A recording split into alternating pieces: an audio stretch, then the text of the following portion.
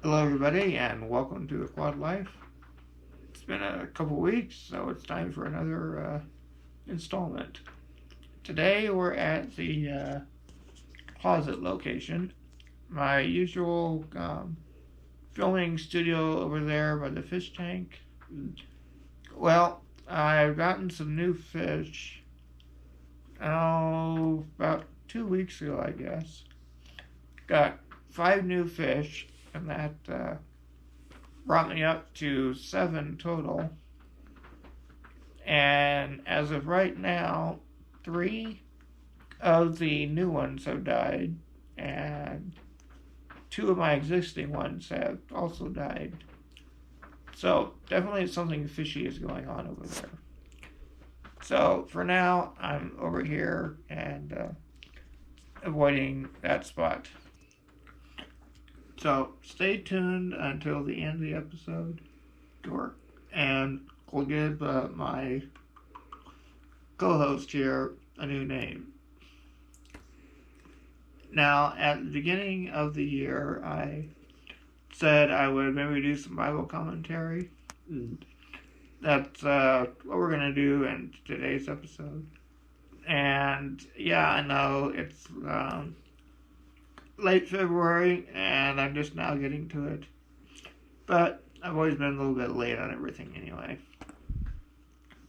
So every morning, I read a reading plan at BibleGateway.com. As I suggested then, I do again now, doing a commentary or a reading of Bible from Genesis straight through Revelation. And I do that every morning and every night. I read in the actual Bible here. As I say, yes, online is the actual Bible as well, but the physical, I guess, Bible. And I read about 3 chapters a night. And in this one, I'm in about the end of 2 Kings. But in my morning reading, it's currently still in Numbers. So I may try to do a few episodes of going together, of doing multiple days at once, but we'll see. And then I can get caught up for reading, but we'll see on that.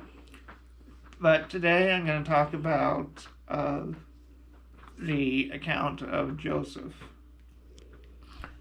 So here in Genesis 37, starting at about verse 12, we see that Joseph was beloved by his dad, but his brothers did not like him at all. And they sold him into Egypt as a slave. Now, they had planned on killing him and telling their father that he had been killed by some wild animal, but instead they sold him and got money and still told their dad that they had found his coat of many colors and that he had been killed. So through the rest of the book of Genesis, it mainly covers about Joseph. So by Genesis 39 here, talks about Joseph as a slave in Egypt, that he had been sold to Potiphar, and that he served him very well. But Potiphar's wife had inappropriate thoughts toward Joseph, let's say, and because of her actions, he ended up being put in prison. And in prison, by chapter 40 here, he also served well and was put in charge of the prison, where he had 2 of the officers of Pharaoh under his charge. and he interpreted their dreams for them. And as God allowed, the dreams came true as he had been told. And after 2 years of being in prison, Joseph then was brought to Pharaoh to interpret his dream. Now, the dream that Pharaoh was given was predicting 7 years of plenty for Egypt and then 7 years of famine. So during those 7 years of plenty, Joseph was put in charge of Egypt. So he went from being a slave to being the second highest in command in the country. And during that 7 years of plenty, Joseph kept back all the crop, or part of it, to store up, and got married and had 2 children, Manasseh and Ephraim. Now, when the 7 years of plenty had ended, there were 7 years of famine that started. And during this time, the famine also extended to Canaan, where Joseph's brothers had lived. Now, in the second year of that famine, Joseph's brothers came up to Egypt to get food. And at this point, Joseph had been in Egypt for several years. He was sold as a slave when he was 17 and was put in power in Egypt when he was 30 years old. So he had been in Egypt for 13 years at that point. Then another 7 years of the famine had passed, or 7 years of plenty had passed. And then it was the second year of famine that he had been in. So that means that he was in for 22 years by the time his brothers met him again. And they did not recognize him at all. So Joseph tested them to see what to see if they were trustworthy or not.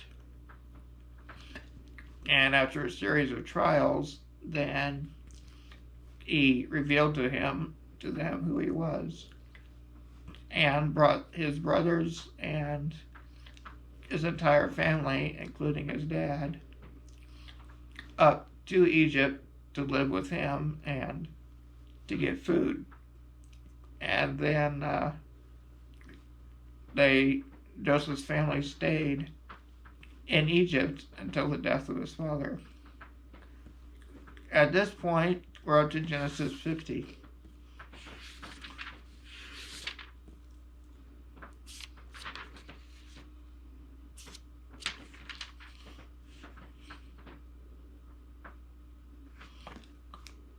So, in Genesis 50, we read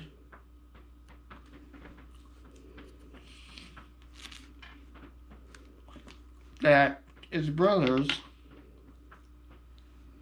were scared after the death of their father that perhaps Joseph would retaliate against them for what they had done for selling them to Egypt.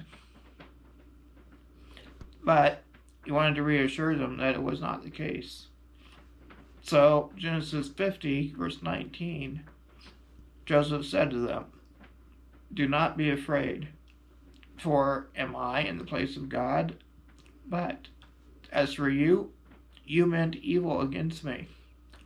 But God meant it for good, in order to bring it about as it is this day, to save many people alive. Now therefore, do not be afraid.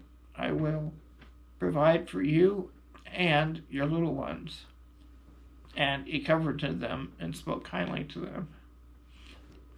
So, throughout several actions that Joseph did not control and were not of his fault, he had a lot of misfortune and bad time, but it was all orchestrated by God and used for his purpose to save many people.